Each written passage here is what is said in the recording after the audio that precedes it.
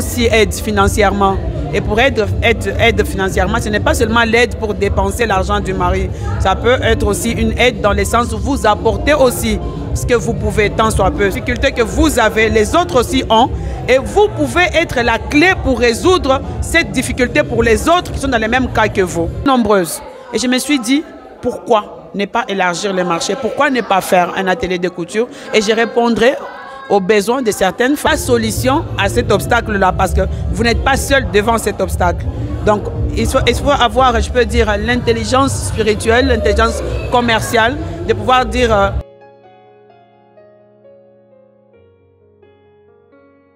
Bonjour à vous, je pense que vous allez bien. C'est encore un très grand plaisir de vous revoir dans cette vidéo, dans cette même édition. Là, je ne suis pas seul, tel que vous savez toujours. Je suis avec Maman Pat, nous on l'appelle par Maman Pat. Maman Pat, nous on l'appelle par Maman Pat. Vous allez constater que je vais l'appeler juste par Maman Pat. C'est notre maman. Donc, je salue déjà. Bonjour Maman Pat. Bonjour, bonjour mon frère, ça va?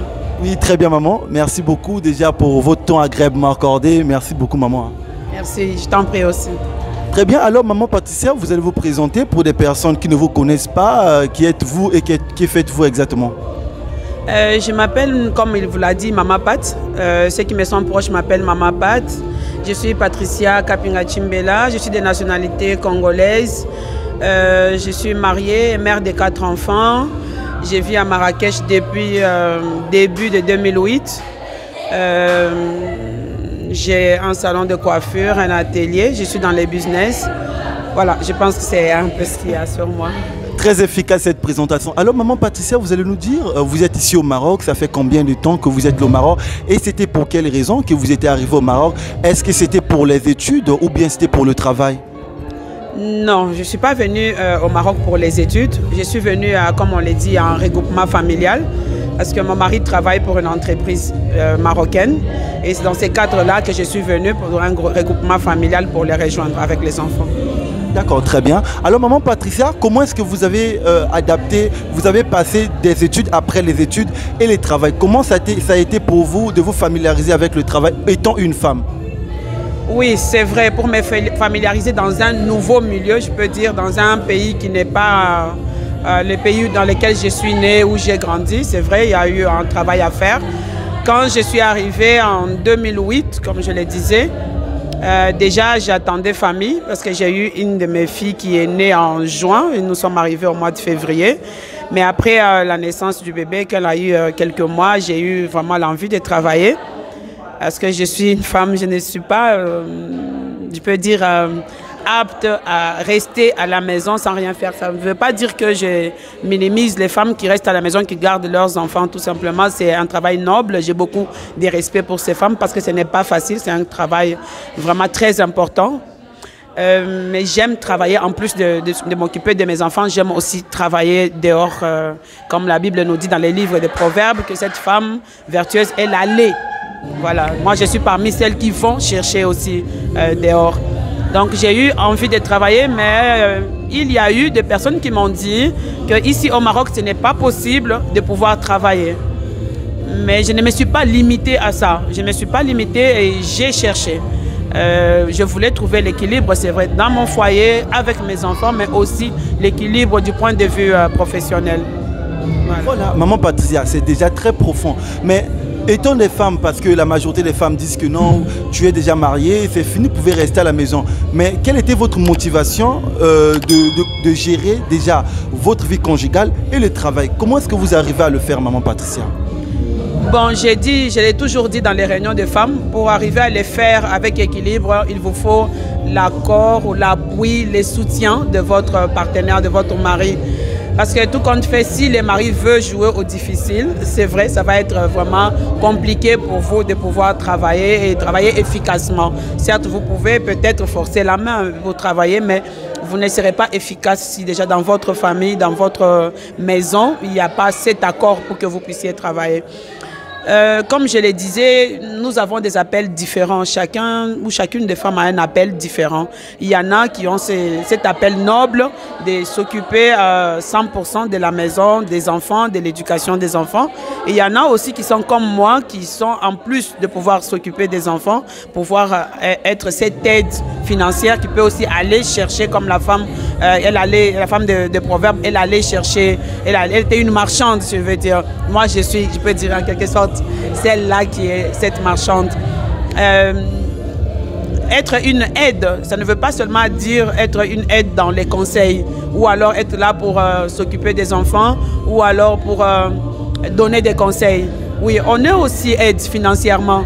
Et pour être aide financièrement, ce n'est pas seulement l'aide pour dépenser l'argent du mari. Ça peut être aussi une aide dans le sens où vous apportez aussi ce que vous pouvez, tant soit peu, ce que vous pouvez trouver pour que les foyers trouvent l'équilibre. Voilà, ça c'est un très profond. Je tiens à préciser que Maman Patricia, vous faites des parties des mamans les plus exemplaires que même moi j'apprécie. Maman Patricia, dans le business, vous êtes dans le business, l'entrepreneuriat en un mot, parce que vous êtes entrepreneur. Comment est-ce que ça a été pour vous l'intégration de l'entrepreneuriat? C'est vrai, l'entrepreneuriat c'est une très bonne chose, mais je conseille que je vais donner aux filles, aux femmes qui veulent se mettre dans l'entrepreneuriat, c'est que ça s'apprend, il faut se laisser former. Et deux fois aussi, il faut se laisser former en travaillant pour les autres. Quand je suis arrivée au Maroc, je n'étais pas directement dans l'entrepreneuriat. J'ai travaillé pour certaines marques dont je ne vais pas citer ici. J'ai été shop manager pour certaines marques, presque je dirais 4 ans. C'était un travail vraiment épuisant, c'était très difficile, mais je ne veux pas retenir que ce qu'il y avait de négatif. Quand je travaillais pour ces entreprises-là. Ça m'a donné la capacité de comprendre les clients marocains. Ça m'a donné la capacité de gérer les équipes, de m'adapter avec des personnes qui n'ont pas la même culture que moi.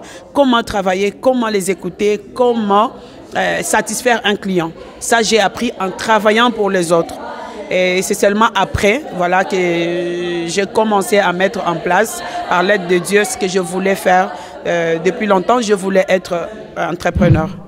D'accord, mais qu'est-ce que vous pouvez dire à les dames? Il y a des dames qui disent chez eux, de la maison, les jeunes sœurs peut-être, dans cette génération, au Maroc, il n'y a pas le travail, j'ai fini mes études, je peux me lancer juste dans les centres d'appel. C'est la seule chose qu'on peut faire ici au Maroc. Qu'est-ce que vous pouvez dire à ces sœurs-là? Les centres d'appel, ce n'est pas, je ne peux pas dire que travailler dans les centres d'appel, c'est directement mauvais.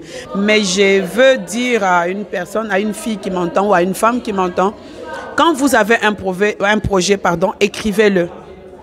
Écrivez-le même si vous ne voyez pas encore le moyen financier de le mettre en œuvre. Écrivez-le, priez et faites, je peux dire, un business plan. Vous dites, voilà, si je voudrais monter tel projet, j'ai besoin de ça et de ça. Et dans ce business plan, n'oubliez pas la partie formation. Et chaque fois que vous êtes face à une difficulté, ne voyez pas seulement la difficulté. Essayez de voir que cette difficulté que vous avez, les autres aussi ont, et vous pouvez être la clé pour résoudre cette difficulté pour les autres qui sont dans le même cas que vous. J'ai maintenant 2 salons de coiffure par la grâce de Dieu et un atelier de couture. Les jours que cette vision est passée en moi, c'est que je devais me coiffer. Et à l'époque, au Maroc, il n'y avait pas de salon de coiffure qui s'occupait convenablement des coiffures pour les femmes afro. Et j'ai dit à mon mari, le fait que je souffre pour avoir un salon de coiffure me donne l'idée d'ouvrir un salon. Et c'est ainsi que j'ai commencé à écrire ce projet. Mais je n'avais pas de moyens financiers de l'ouvrir et de me mettre à mon propre compte. Ce n'est pas le jour que j'ai eu le projet que j'ai aussi eu de l'argent. Non, mais Dieu a fait, ceux qui ont déjà écouté mon témoignage, Dieu a fait des années après que maintenant j'ai les salons de coiffure et par la grâce de Dieu, quelques jours avant le confinement, mon mari et moi, on a inauguré le 2e. Et peut-être il y en aura encore plus par la grâce de Dieu. Pour les vêtements, je devais être témoin à un mariage. Et les couturiers n'étaient pas prêts avec mes vêtements. Jusqu'à presque 2 h du matin, j'ai dû quitter chez les couturiers. Et je me suis dit, bon, pourquoi pas? Parce que j'ai travaillé dans le prêt-à-porter et j'aime les vêtements depuis que je suis enfant. C'est juste que vous voyez, à notre époque, les parents ne pouvaient pas toujours consentir à écouter tout ce que vous avez comme projet. Ils ont, je vais dire, les données qu'ils avaient, les parents à l'époque, ne permettaient pas que ma mère me laisse directement faire la couture. Donc j'ai dessiné et je conçois la plupart des robes que je porte. Je les conçois, je les dessine et je les fais exécuter. Donc ces jours-là, la veille de ces mariages-là, je me suis dit pourquoi je ne peux pas ouvrir un atelier. Je vais résoudre ces problèmes. Ce mec, il a beaucoup de clients qu'il néglige. Voilà, c'est ainsi qu'en voyant cette difficulté-là, je n'étais pas la seule qui avait des problèmes avec ses couturiers. On était très nombreuses. Et je me suis dit, pourquoi ne pas élargir le marché? Pourquoi ne pas faire un atelier de couture? Et je répondrai aux besoins de certaines femmes qui sont dans le même problème que moi, des fois on a une manifestation à Marrakech, on a besoin de tenues et on ne peut pas avoir un couturier qui l'exécute à l'heure. Donc c'est ainsi, en voyant cette difficulté des autres, j'en ai fait moi un projet. Voilà, c'est comme ça. Donc, ce qu'on peut déjà retenir, s'il faut résumer, Maman Patricia dit, vous avez un projet, vous voulez bien sûr faire quelque chose, essayez de concevoir ce projet. Écrivez, ne vous limitez pas juste dans la théorie, mais essayez d'écrire le projet que vous avez, ce qui va vous motiver aussi de la concrétisation. Mais il ne faut pas se limiter à voir les obstacles. Dans les obstacles, essayez de voir qu'est-ce que vous pouvez être, comme vous pouvez être la solution à cet obstacle-là, parce que vous n'êtes pas seul devant cet obstacle. Donc, il faut avoir, je peux dire, l'intelligence spirituelle, l'intelligence commerciale, de pouvoir dire, je suis dans cet endroit, je suis dans cette difficulté, je ne suis pas seul dans la difficulté, mais Dieu peut m'utiliser aussi pour être la solution pour tout ce monde qui est dans la même situation. Maman Patricia, vous avez parlé de l'intelligence commerciale. Comment avoir l'intelligence commerciale? Voilà, c'est l'une des problèmes. Oui. C'est un des sérieux problèmes, je peux dire malheureusement, de nous les femmes noires. Nous n'aimons pas nous former. Le monde évolue, la science évolue, l'informatique évolue. Même dans la coiffure, il y a des coiffures que nous faisions avant, que nous ne pouvons pas faire maintenant. Il y a une façon de faire qu'on faisait avant, qu'on ne fait pas maintenant. Il faut savoir toujours se former. La formation, c'est la vie. On n'arrête pas de se former. On n'arrête pas d'apprendre. Il faut se mettre dans je vais dire, dans ces modes de vie, dans cette routine, dire chaque jour, il faut apprendre et apprendre à s'adapter dans les milieux dans lesquels on est. Je parle plus ou moins d'Arija, je suis capable de communiquer avec une cliente, je suis capable de les convaincre d'acheter, je suis capable de retenir une cliente, même si je ne suis pas marocaine et je ne parle pas la même langue qu'elle. Il faut être, je vais dire aux femmes noires, on ne travaille pas seulement quand on a des difficultés dans le couple. Non, on travaille parce qu'il faut avoir, je peux dire, la mentalité de travailler. Même quand on a un mari qui gagne bien sa vie, il faut avoir la mentalité de travailler. Sinon, s'il arrivait quelque chose, vous n'aurez pas la capacité de gérer, même ce que votre mari fait. Même si vous laissez des millions, si vous n'avez pas, je peux dire, la mentalité de travailler, vous ne pouvez pas faire. Même s'il lui arrivait quelque chose, on ne le souhaite pas, vous n'avez pas la mentalité de travailler. Ce n'est pas après lui que vous allez l'acquérir. Il faut déjà le travailler.